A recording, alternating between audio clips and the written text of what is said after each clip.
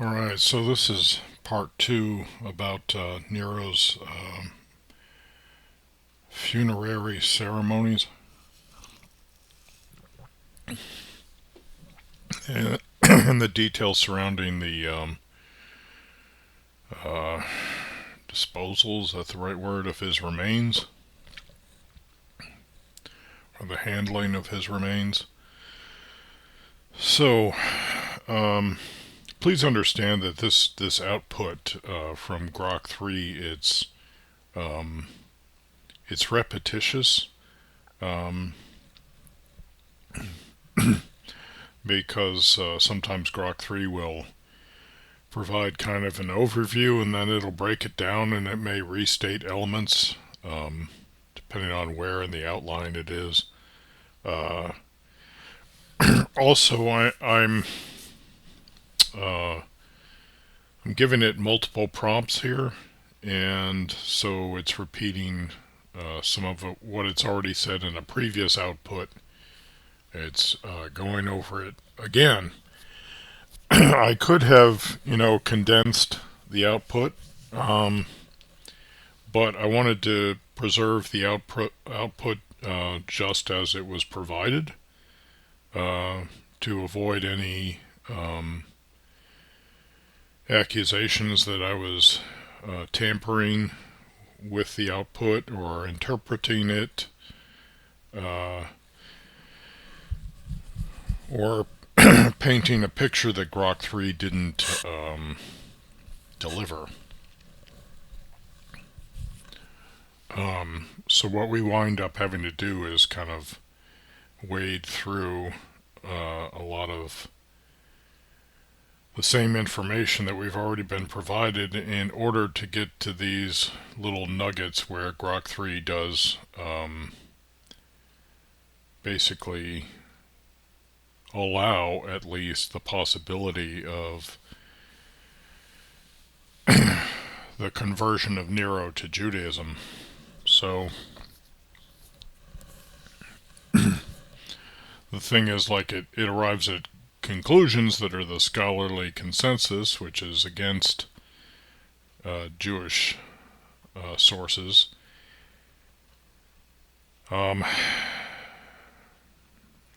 But then it makes little comments, provides little facts that actually lend themselves to the idea that Nero could have converted to Judaism. So, let's see. Key points. It seems likely that Tacitus does not provide details about the state and final destination of Nero's remains after his alleged suicide, as the relevant part of his work, uh, annals, the annals, is incomplete. So, so on the one hand, Grok 3 is telling us no, the Roman historians, um, their reports on the disposition of Nero's remains are consistent, and then at the same time, it admits that the relevant part of his work is incomplete, and and that's Tacitus. That's the one who's actually closest to living during the time that he could have been somewhat of an eyewitness of the events, or seen documents or received word of mouth testimony from eyewitnesses about Nero's remains. Suetonius was born a year after the alleged suicide of Nero, so I really don't think that he could be considered a an eyewitness source or even like a second-hand source. And then Cassius Dio, forget about that guy. He's so far removed from the events that he's probably just parroting what he got from other historians. So let's continue.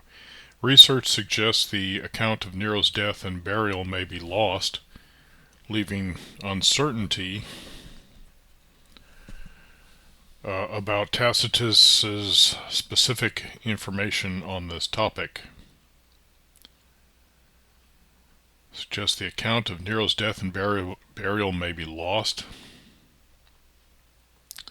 whereas we have other statements saying that he was buried, his cremated remains were buried on the Pincian Hill, I think is what it was called.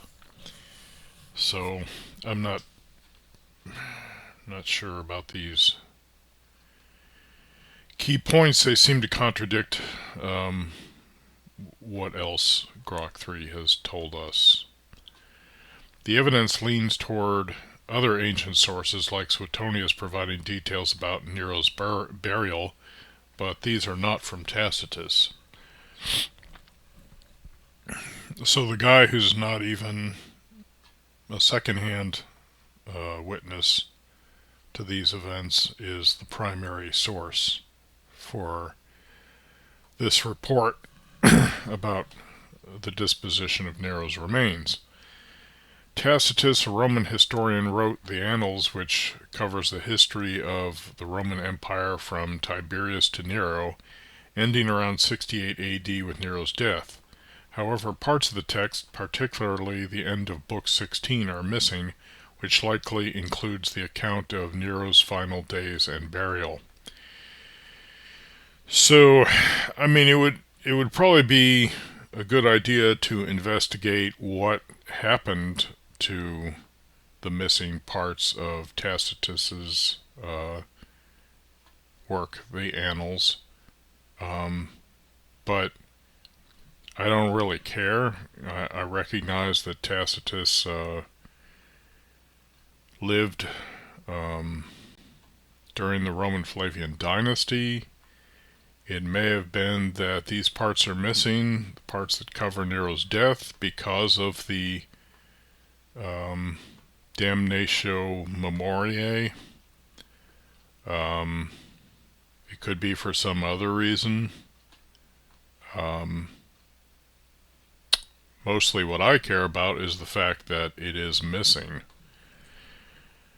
So, why are we relying on Tacitus for historical substantiation of the narrative or corroboration when it's not there,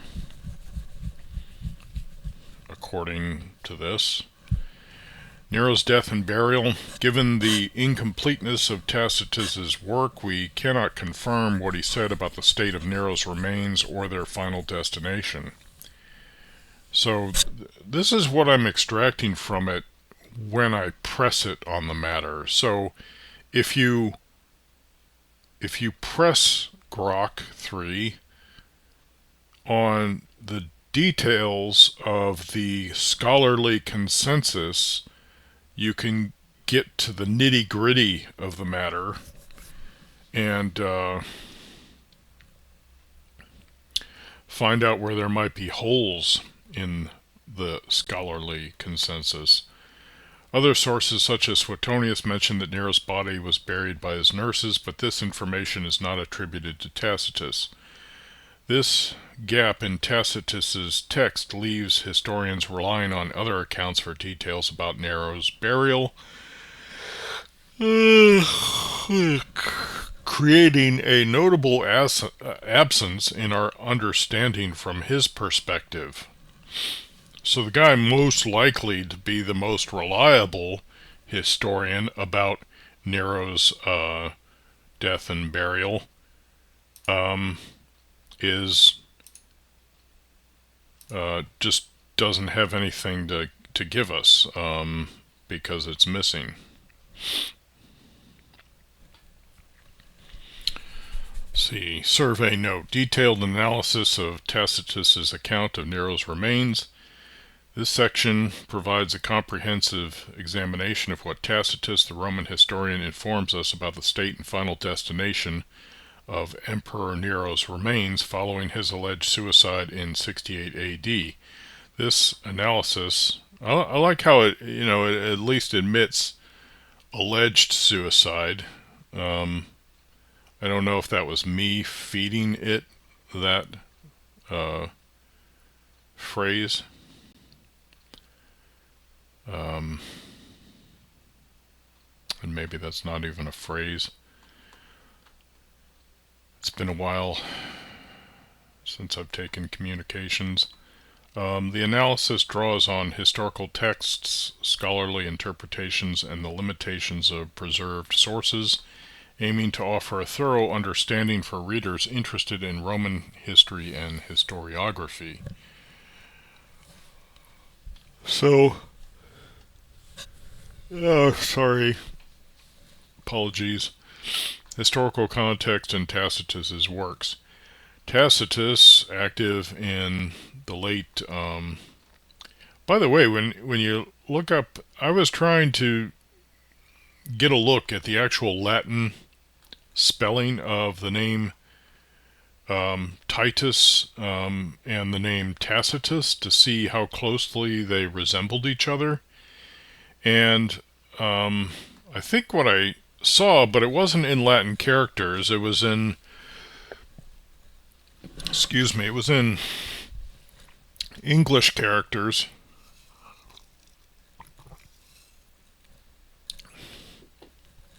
And it may have been a later Latin, I don't know, but it transliterated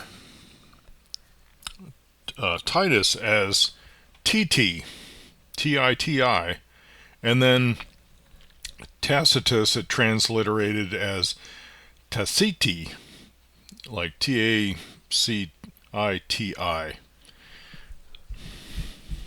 It might have even been Tacti, I forget. But anyway, there was no like "us" ending as far as I could see. So but without knowing the actual Latin letters being used, I can't really say too much about the similarity of the two names. It made me wonder whether Titus might have been ghostwriting Tacitus also. But I don't know. Let's see. Tacitus active in the late and early 2nd centuries AD. Well, if he was really writing in the early 2nd century AD, then it's doubtful it was Titus unless someone else picked up the pen and continued the tradition of writing Tacitus's histories. He's renowned for his detailed historical accounts in the Annals and Histories. The Annals cover the period from the reign of Tiberius, 14 AD, to the end of Nero's reign in 68 AD. And keep in mind, like, I think Tacitus was supposed to be 12 or 14.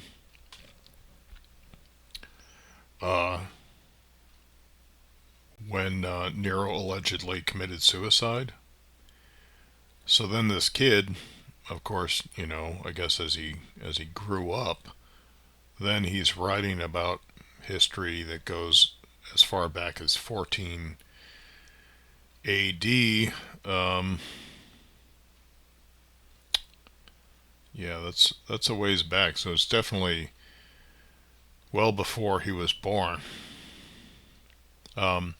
While the histories begin in 69 AD post-Nero, the Annals are divided into 16 books. In fact, that makes you wonder, unless there wasn't a gap.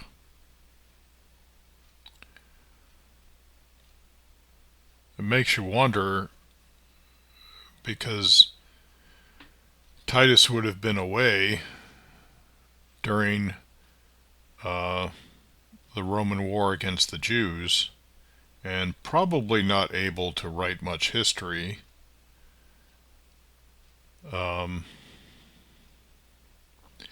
Whereas the previous history may have been,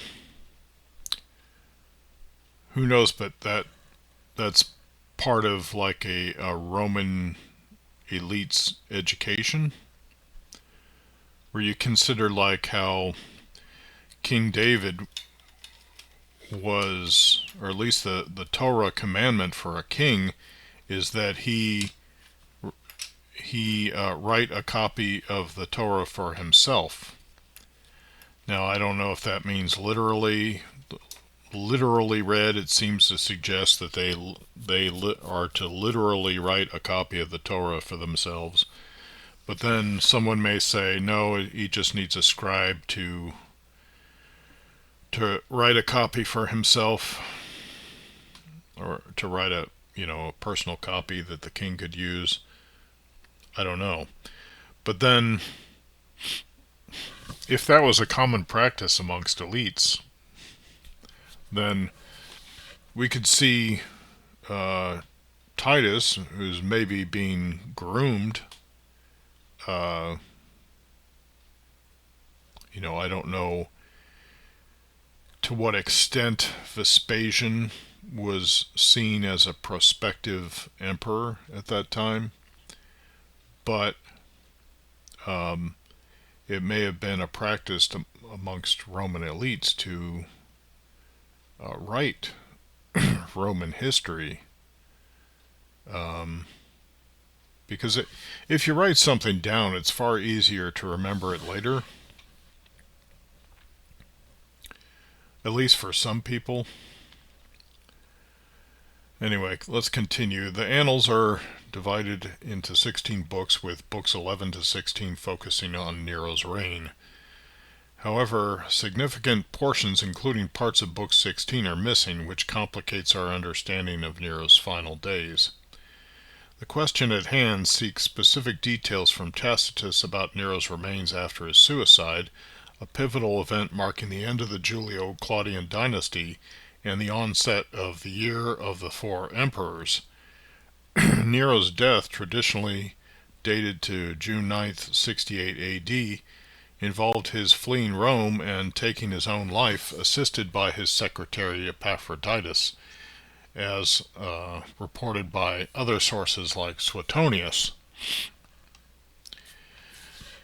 Examination of Tacitus's text. The preserved text of the Annals, Book 16, extends to chapter 35, detailing events such as Nero's completion of a canal.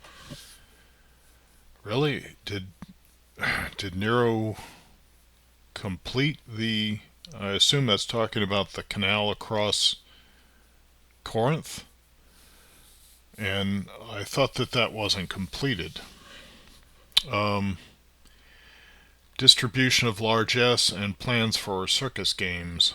However, there is no mention of his death or and the circus games are like an evil circus. It's not like going to Circus World or Barnum and Bailey's circus. It's the circus, I think, just refers to the shape of the circuit around which the maybe the chariots, the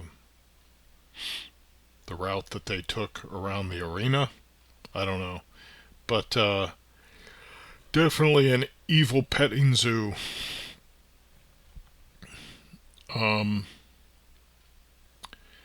So, Book 16 extends to chapter 35. However, there is no mention of his death or burial in these chapters. Scholarly consensus, supported by sources like Wikipedia on the Annals by Tacitus, indicates that books 7 and 10 and parts of books 5, 6, 11, and 16 are missing. This incompleteness suggests that the account of Nero's death and subsequent burial, likely covered in the lost sections of Book 16, is not available to us. Okay, so not only do we have an empty tomb in on the Via Cassia, I think it was called, the Sepulcro de Nero. But we've also got an empty history regarding Nero's death and the disposition of his remains. And that history being the one that was likely to be most reliable. And I think there have been far more stringent requirements made to prove the historicity of other events. These requirements that are accepted or accepted as fulfillment of requirements for historicity in the case of Nero's death and burial seem a lot more loose, given that Cassius Dio is like in the next century, and Suetonius wasn't even contemporaneous to the event, and then here we find out that Tacitus, his portions that would have covered this are missing. So we see that this narrative about Nero's death and burial, it's got some gigantic holes in it. Comparison with other sources, and yet the scholarly consensus can sit there and say that the Jewish matter-of-fact report of Nero's conversion in the face of the received history is taken as legendary. It's just dismissed as legendary. Now, granted, there are some portions of Gittin 56a, I think, if I remember correctly, that could be considered a little fantastic in that they're describing like what's happening to various figures in, I forget whether it's Gehenna or Hades or something. I don't know. I'd have to look at it. It shouldn't be Hades for obvious reasons. So then, providing this like window into the afterlife would be seen as, well, we can't take this as history. This is legendary. But that doesn't mean that every element of it is legendary.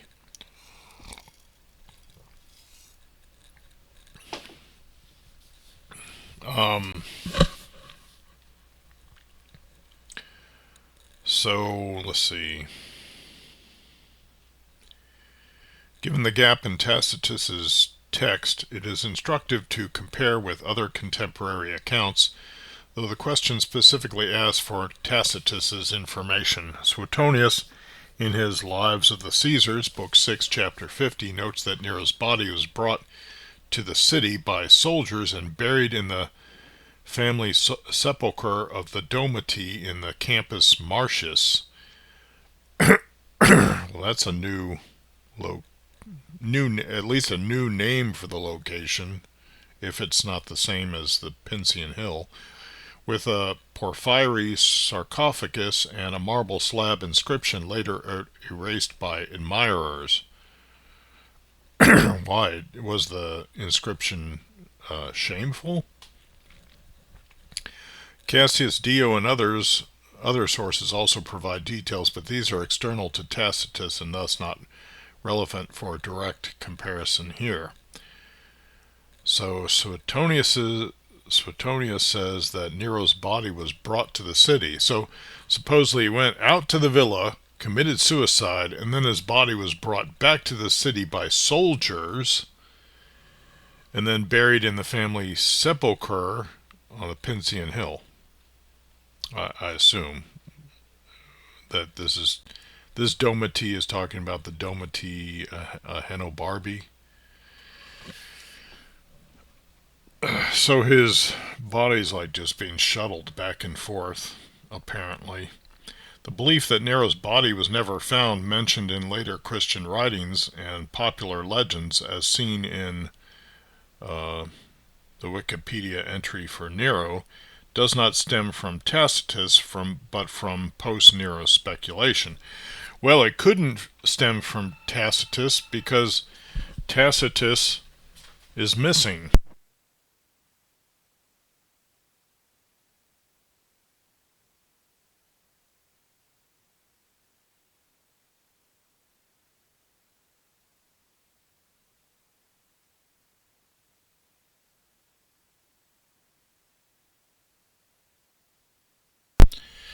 So it couldn't stem from Tacitus because that portion of book 16 of the Annals is missing. So it comes from post-Nero speculation, such as the pseudo-Nero claimants. Um, Pseudo-Nero claimants? I guess there were people who were presenting themselves as Nero in order to claim something. This belief, while interesting, does not inform us about Tacitus's specific account, which remains silent on the matter due to textual loss. But it's a little interesting that surrounding this figure there are these people that are believing that Nero was going to come back, and um, so that you had it sounds like people who were claiming to be Nero later on. It's just all really strange, isn't it? Uh, Implications and scholarly interpretations. The absence of Tacitus's account on Nero's remains has significant implications for historical research. Tacitus is valued for his critical and detailed narrative, often providing insights into Roman politics and society. The loss of this section means we miss his perspective on a critical moment, potentially including details on the state of Nero's body, for example, whether it was cremated or buried, its condition post-suicide, and its final resting place. So now, whereas Grok 3 earlier was saying, oh yeah, we know that Nero died because the Roman historians say so, here Grok 3 is informing us, when pressed, that really Tacitus, as a historical account of Nero's death and burial, just isn't there.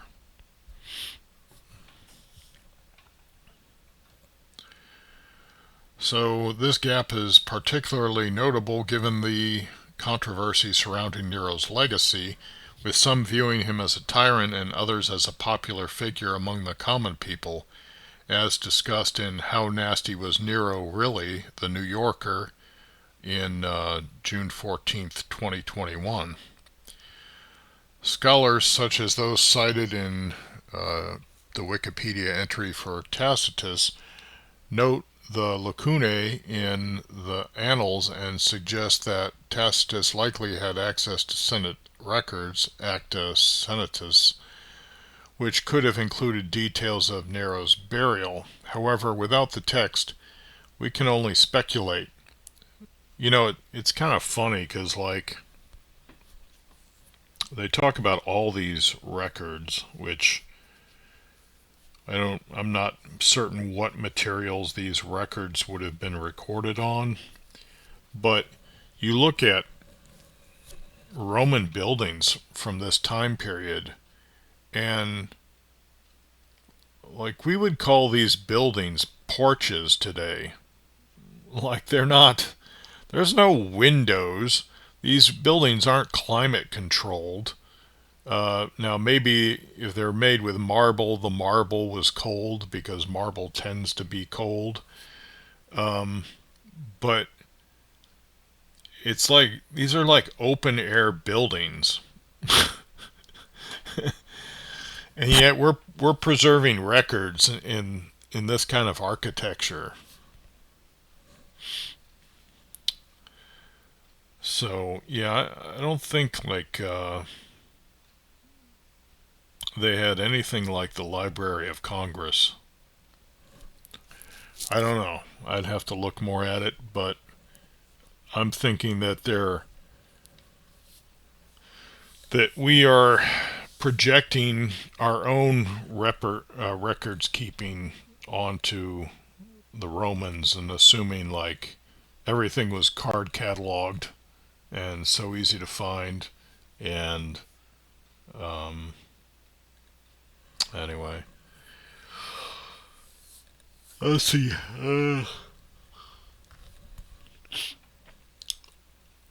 So they say that these Senate records could have included details of Nero's burial. However, without the text, we can only speculate. The belief in Nero's return, mentioned in Tacitus's Histories, Book 2, Chapter 8, reflects public sentiment but does not address the physical remains, focusing instead on the psychological impact of his death. You know what? I would like to know more about the public belief in Nero's return.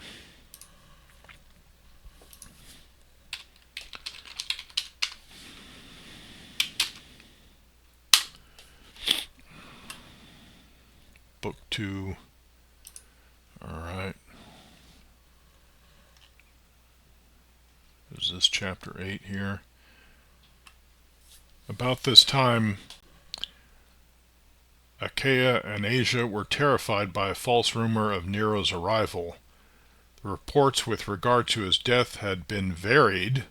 Interesting. The reports with regard to his death had been varied, and therefore many people imagined and believed that he was alive. So that would suggest that some reports about his death may have actually said that he didn't die. The forces and attempts of other pretenders we shall tell as we proceed. But at this time a slave from Pontus, or, as others have reported, a freedman from Italy, who was skilled in playing on the cithara or kithara and in singing, gained the readier belief in his deceit through these accomplishments and his resemblance to Nero. He recruited some deserters, poor tramps whom he had bribed by great promises, and put to sea.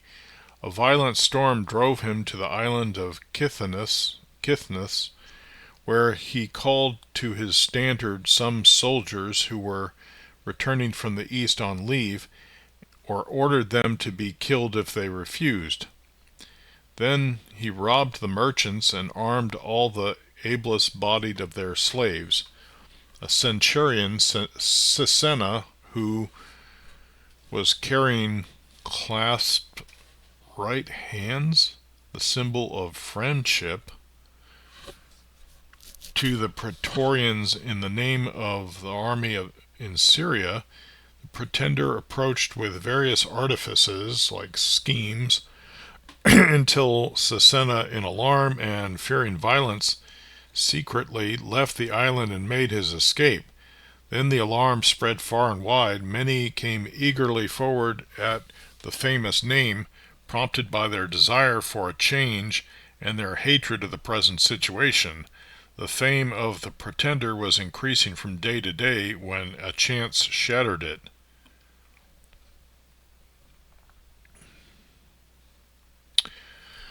The provinces of Galatia and Pamphylia had been entrusted by Galba to Calpurnius Asprenas, who had been given as escort 2 triremes from the fleet at Messenium.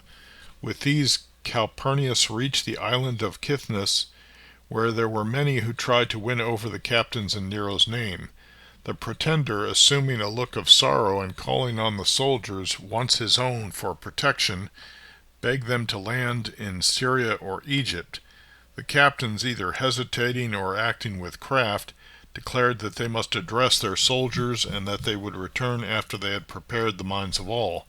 but they faithfully reported everything to Asprenas, at whose bidding they captured the pretender's ship and killed him, whoever he was. His body, which was remarkable for its eyes, hair, and grim face, was carried to Asia and from there to Rome.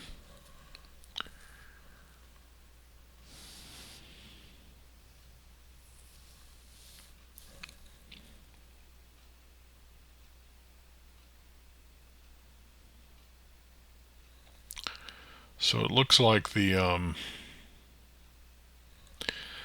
story about this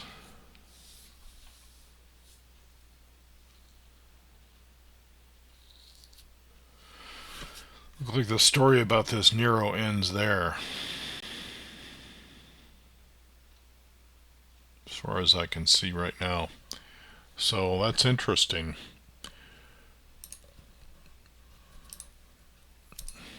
So the historicity of Nero's death and the disposition of his remains was so much in doubt at the time that a man could either pretend to be Nero, or Nero himself could come forward and then be killed for coming forward as Nero.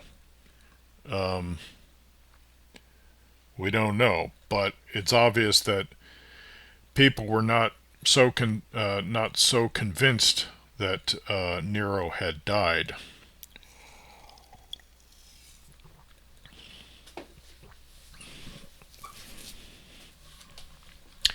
So, could it be said that maybe this idea that Nero converted to Judaism was an outgrowth about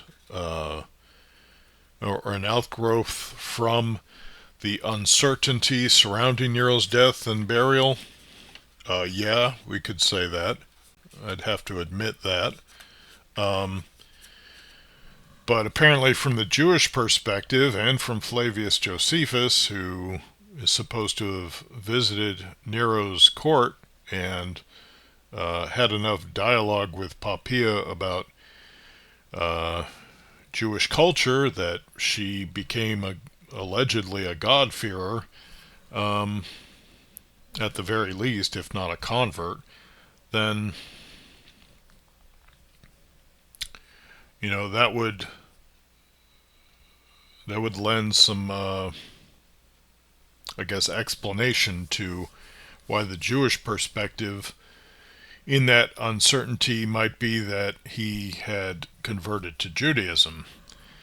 But what Flavius Josephus reports in code suggests a certainty on the matter.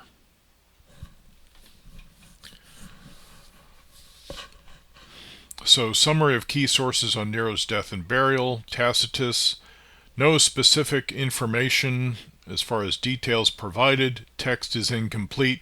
Direct source but missing. So, and that's relevance to Tacitus's account.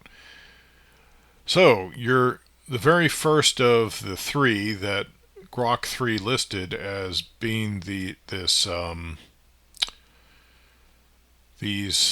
coherent historical accounts, all in agreement, supporting each other. Tacitus just melts away. Suetonius details that the body was buried by nurses in the family tomb, but it's of course external to Tacitus, and it's not really either an eyewitness or probably even a second-hand eyewitness. Cassius Dio, his testimony is similar to Suetonius. He provides some details on the burial, but he's external, and as I said, he's in the next century, so forget about him. This is what they've got. So there's about as much historical evidence for the death and burial of Nero as there is for the existence of the New Testament Jesus.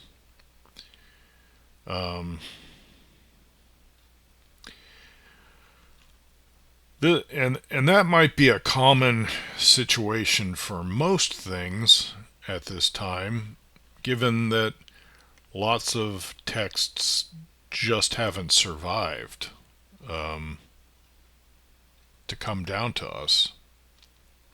So, but then in in some cases you'll have historians who will actually quote a source so that at least those quotations will survive by means of another historian.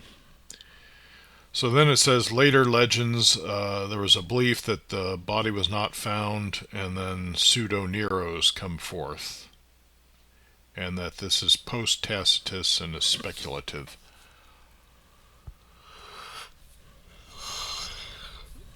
And then I'm not sure if the Talmud actually says anything about Nero's death and burial after it says that he converted. Except that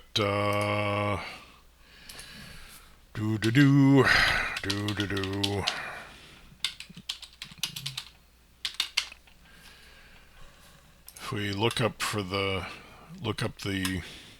Wikipedia on Rabbi Meir, famous Jewish sage from the Mishnaic period, which was the period about 200 BC to about 200 AD. He's known as one of the Tanaim, and frequently mentioned sage in the Mishnah. He's mentioned over 3,000 times in the Babylonian Talmud, because the Talmud is often commenting on the Mishnah. So let's see. His biography: he was born in Asia Minor. According to the Talmud, his father was a descendant of the Roman Emperor Nero, who, it is said, escaped death at the time of his deposition and became subsequently a convert to Judaism. Oh, this is interesting. Azariah de Rossi and Rabbi David Gans propose that Nero may have converted to Judaism secretly, explaining the lack of historical evidence. Oh, they're saying explaining the lack of historical evidence for his conversion to Judaism. Maimonides and Rabbi Chaim Kanievsky affirmed the Talmudic claim, asserting that Rabbi Meir was Nero's direct descendant, while Menachem Azariah de Fano offers an allegorical interpretation suggesting Rabbi Meir was a reincarnation of Nero rather than a literal descendant. Some modern scholar, now that would be legendary, right? I mean, how are you going to historically document that one?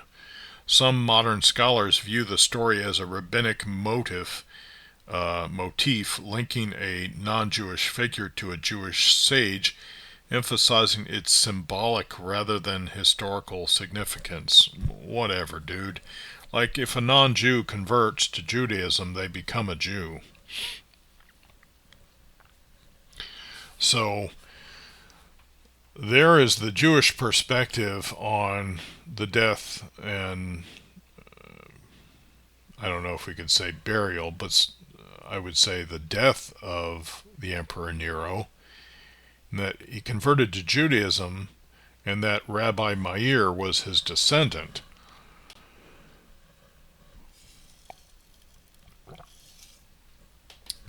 The implication being that Rabbi Meir,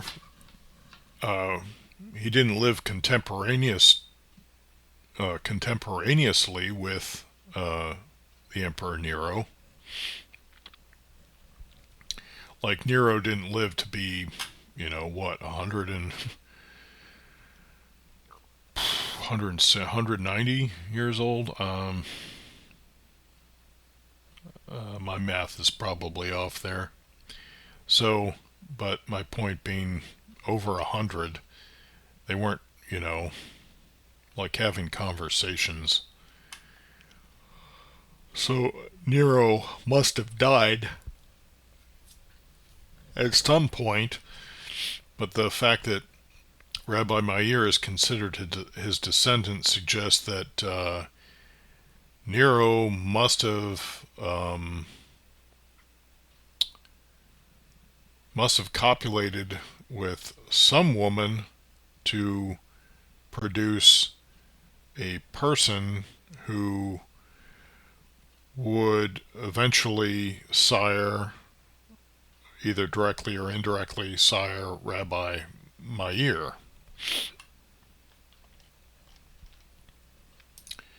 So we could say that Nero's conversion to Judaism um, informs us about the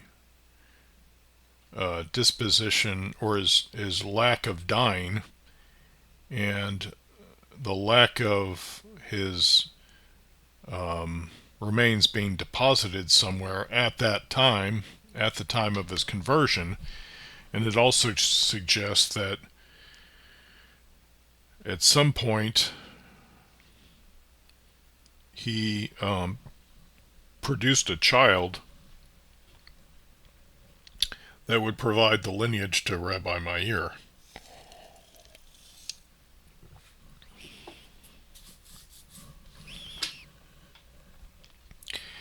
And, scholars may say, well, that's legendary, but it's not being reported as legendary in Jewish scholarship, except for that one scholar said it was an allegory. So,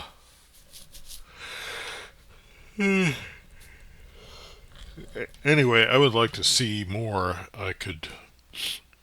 In fact, let's bring that up again. I want to see those references. Uh,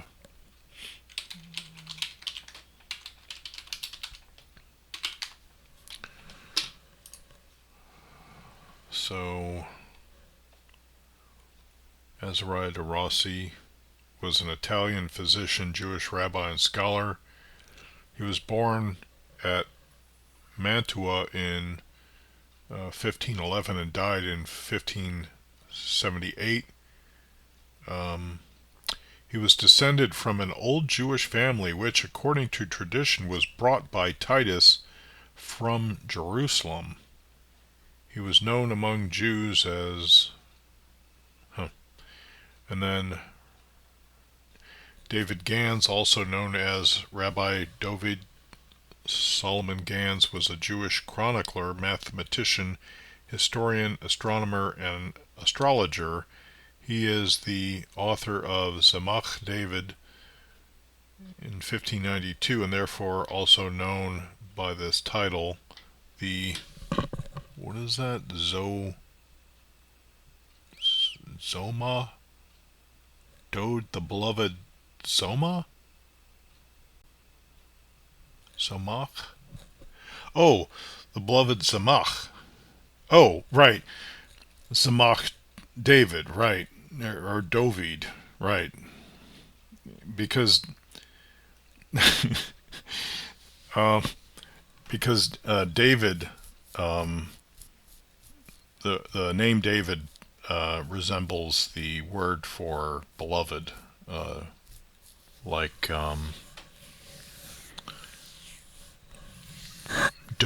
Dodi means my beloved. So, and that's why, like, dude, you call someone dude, you're saying, hey, you're my good friend. So those perspectives come from the 16th century, and then Maimonides, who is a supreme authority in Judaism. They say of him, from Moses to Moses, there's been no one like Moses. and because his name was Moses ben Maimon, uh, basically Maimonides like codified the commandments of the Torah, the 5 books of Moses. So he like presented it in a I don't know if we want to say a more orderly fashion, but maybe a more itemized fashion. And then Rabbi Chaim Kanievsky, um, I believe he lived recently. He was an Israeli Haredi rabbi, a leading authority in Haredi Jewish society on legal and ethical practice, known as the Gadol Hador and the Prince of Torah. Um, Much of his prominence came through Torah education. If I'm not mistaken, I think that's a name that Messianics like to name drop and say that upon his death he um, said that the Messiah would be named Yeshua, which I don't trust anything Messianics report. They so-called Messianic Jews, a lot of them are Gentiles. They dress up in Jewish trappings, say Hebrew words, eat, Jewish food, and generally try to pass themselves off as either Jewish or Judaized, and they'll do things like wear a kippah, a yarmulke, and then at the same time uh, attack the Jewish oral tradition, um, saying it's the traditions and commandments of men, based on the words of Jesus,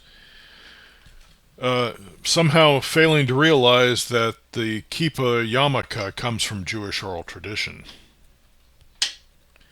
But they need to wear it in order to appear more Jewish. So, like, maybe they're not working for the Romans, but they're certainly operating like Roman false flags, spies. Um, and I'm not saying they're even that sophisticated to even be spies. A lot of them are just, ignorant people taken in with maybe good intentions. They certainly believe that, and I've been in that position. I used to attend Messianic congregations in my mid 20s, and at the time, not knowing as much as I know now, I believed that the Jewish people needed Yeshua, and I held a lot of these same prejudices that Messianics still do today. But instead of just sticking with that, I kept asking questions. If I found a lead and I had a question mark about it, I pressed until I got an answer. There are probably some things where I still haven't found an answer, but I've found enough answers to realize that that wasn't it. So,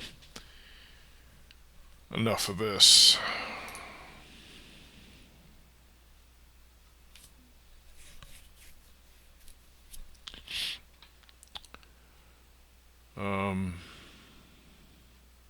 I'll read this again if I didn't read it before. In conclusion, Tacitus does not inform us about the state and final destination of Nero's remains after his alleged suicide, as the relevant portion of the annals is not preserved. This absence is due to the incomplete nature of Book 16, leaving historians without Tacitus's perspective on this significant event. While other sources provide details, they fall outside the scope of the question, which seeks Tacitus's specific information. This gap in an unexpected this gap is an unexpected challenge given the expectation that such a prominent historian would cover Nero's burial, but it reflects the limitation of surviving ancient texts. So this is like Grok 3 saying, oh, okay, you got me on this one, because it was trying to tell us earlier that Tacitus was one of the histories that we could depend on about the death of Nero and his remains. But when pressed, it looked into it and went, oops, there's not actually anything here about it. So, researching Tacitus, I'm looking into who Tacitus is, and I think he's a Roman historian. Tacitus was a Roman senator and historian writing about the Roman Empire's history, so he likely covers Nero. Searching for Tacitus. Oh, so this is the thinking. This is the output where Grok 3 is doing thinking mode, and it's showing its thoughts one by one and some of the references. And it's really interesting, but it flies by so quickly that you can't take time to digest its thinking. So I had to copy it and then paste it into this document. So it's really interesting to see how it investigates these sources, and how quickly it does. It's incredible. It's like each source is a blink. Each thought is a blink. Like the time it takes for us to blink, that's how fast that it grapples with a source.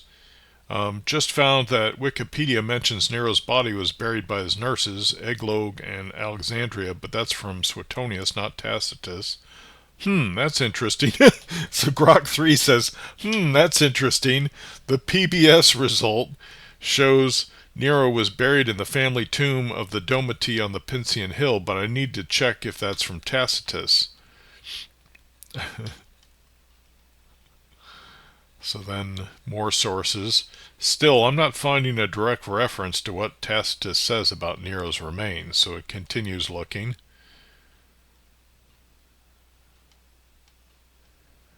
Book 16 of the Annals covers the end of Nero's reign, so it might have details on his death. So now it's going to look at that.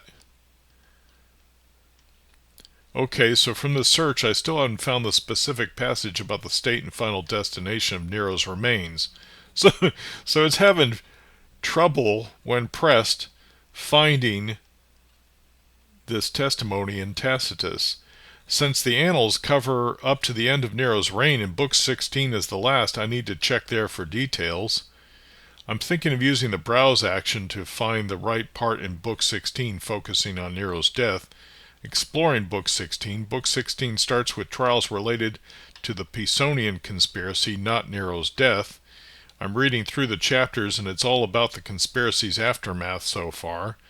Chapter 35 mentions Nero celebrating a victory, but still no mention of his death. Parts of Book 16 are missing, which might explain why his death isn't covered. It seems Book 16 is incomplete, and the part about Nero's death might be lost.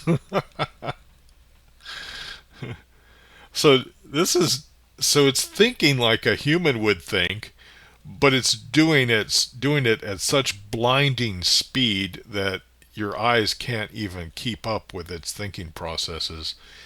It looks like the part about Nero's death isn't preserved in the Annals. It seems Tacitus mentions Nero's death, but the text might not be fully preserved. Some sources suggest Tacitus describes Nero's body being buried by his friends and freedmen after suicide, but I need to verify.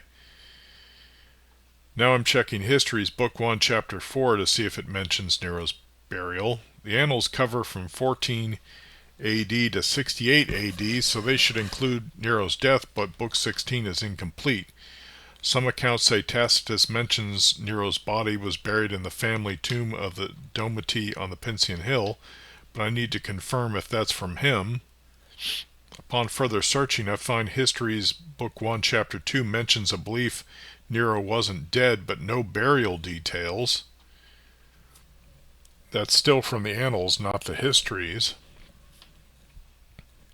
Clarifying sources. I'm getting confused between the Annals and Histories, so let's sort this out.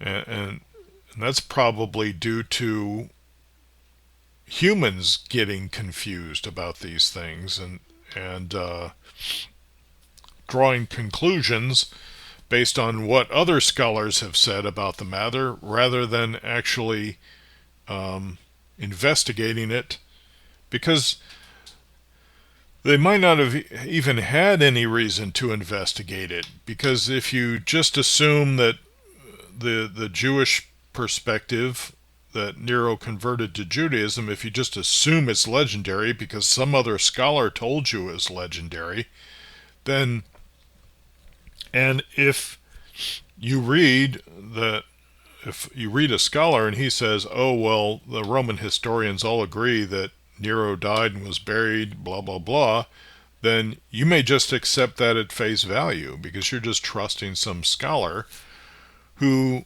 also didn't bother to engage in any investigation into the matter.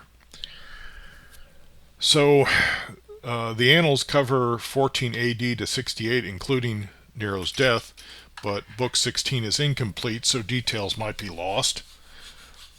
Some sources suggest Tacitus describes Nero's burial, but I need to verify if that's accurate. Some sources claim Tacitus says Nero's body was buried by his two nurses, Eglog and Alexandria, with a simple stone marking the grave, but that seems to be from Suetonius. So it looks like some of these supposed sources are a little confused. After checking, I find History's Book 1, Chapter 1 talks about Rome's history, not Nero's burial. Suetonius' account in Lives of the Caesars, Book 6, Chapter 50, mentions Nero's death and aftermath, but that's not Titus. Upon checking, I can't find any direct mention in the Annals or Histories about his burial. Tacitus likely doesn't provide specific details about the state or final destination of Nero's remains, given the missing parts of Book 16. From this search, I see there's a mention of the tomb of Nero in Atlas Obscura, but it's actually the tomb of someone else. Upon checking, I find that there was a belief that he was not dead and that he would return, but that's not about his remains. Well, it kind of is if you believe that he could return, then you probably don't believe that there were yet any remains. Some peasants mistook a man for Nero due to his disfigured face, causing rumors he was alive. The rumor spread and many believed Nero might return, leading to panic among soldiers. So that's about the belief that he was still alive, but it doesn't mention his remains. Well, it kind of does. If you believe that someone's still alive, then there are no remains. Then returned to the city, and to increase his popularity, he promised to hold the games of the circus in his own name and to appear in person as a performer. That, I guess, was the pretender.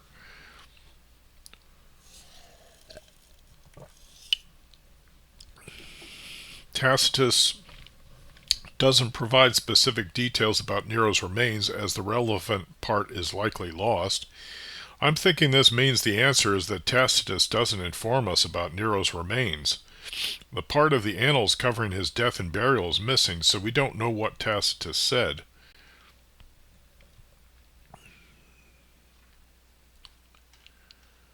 And that's it. That's the end of it. So we didn't have to do another part. So that's the end of part 2 of 2 on what Grok 3 says about Nero's funerary ceremonies, specifically his death and the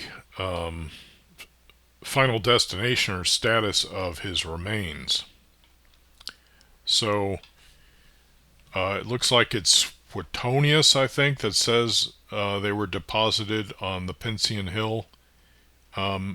and it was not Tacitus, who would have been the most reliable and dependable historian out of the three mentioned as providing the historical corroboration, establishing the supposed historicity of Nero's suicide and his cremation or burial in the Pincian Hill.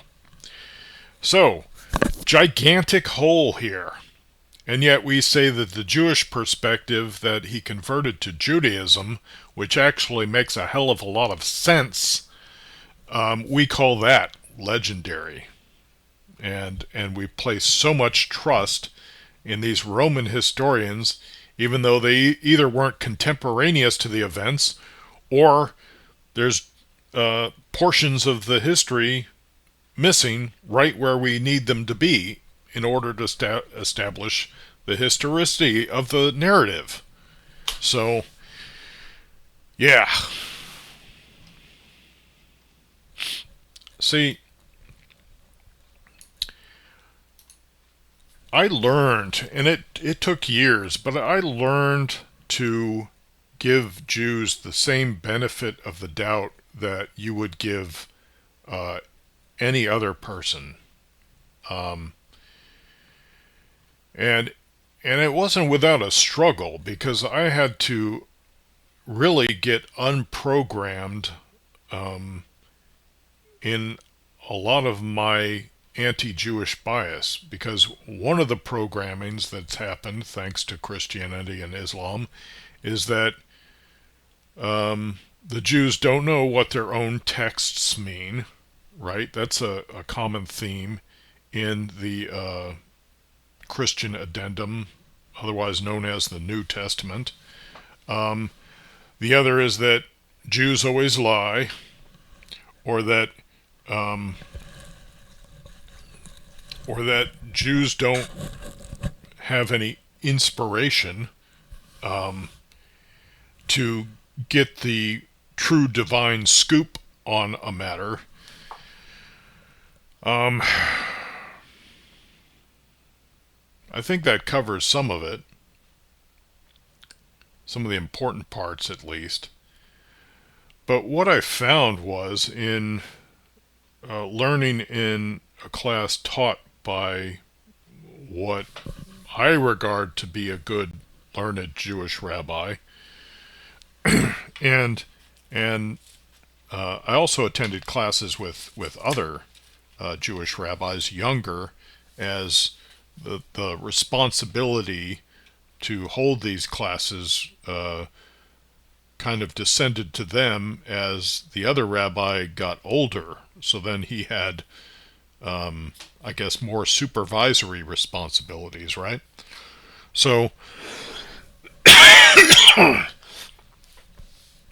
so what I found out was that in all the areas where I thought something was one way, eventually, as I gave ear to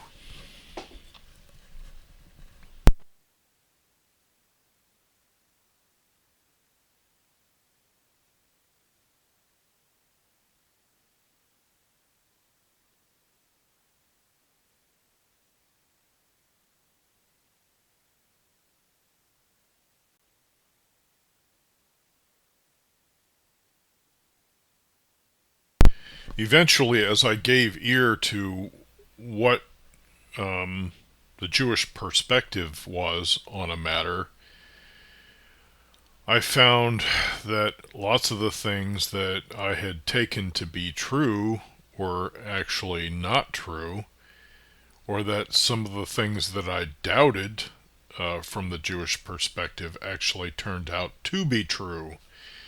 One of those things was the matter-of-fact statement that Nero had converted to Judaism. So it was after it was reported to me that this had happened, and then I was shown the portion, I think it's called a folio, I'm not sure, of the tractate Gittin 56a, I think it is. It was after that I found that Flavius Josephus reported that Nero reigned for 13 years and 8 days. And to me, if you were going to communicate in code that Nero had converted to Judaism, there was probably no better way to do it than to use those terms, because they are found only in the chapter in Genesis about the Abrahamic covenant and the ritual of baris, or circumcision, which, we know was a requirement in converting to Judaism. So that's two sources. You've got the Talmud saying matter-of-factly that Nero converted to Judaism, and then you've got Flavius Josephus reporting via code that Nero converted to Judaism.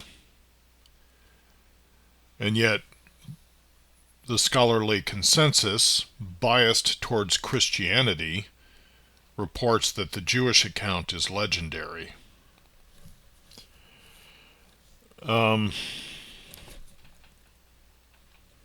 Contrary to popular belief, like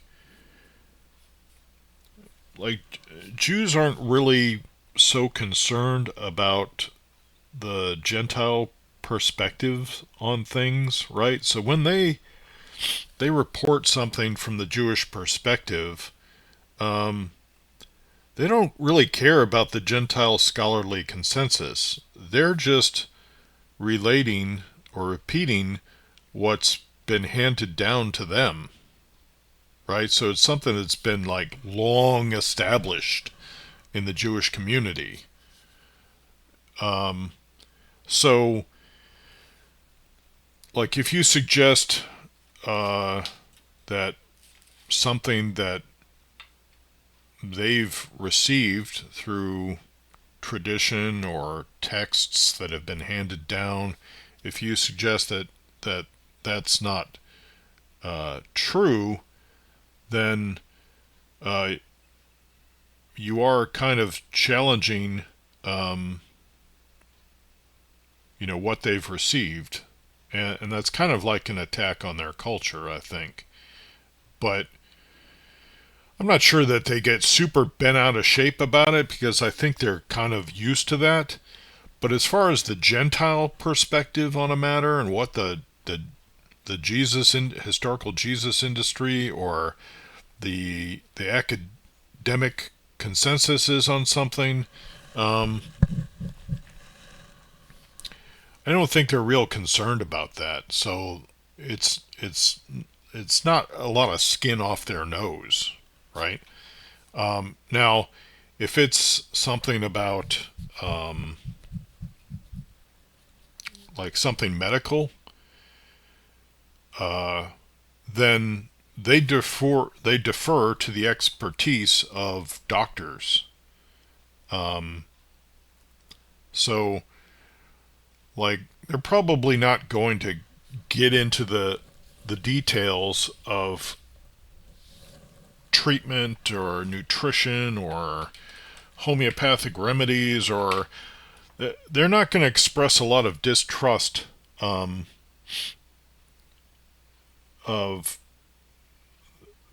what could we call it? I don't want to say the doctoral sciences, but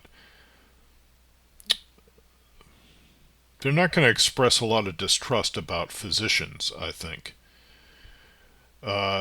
They let physicians study those matters and then apply their knowledge in the treatment of people, and they see doctors as God's provision for the treatment of people. And I believe it's accurate to say that I don't know if it's always been Jewish law, or if it's just the current Jewish halacha on the matter, but I believe that their perspective on doctors is that it's kind of a requirement of Jewish law to trust doctors to treat you. So,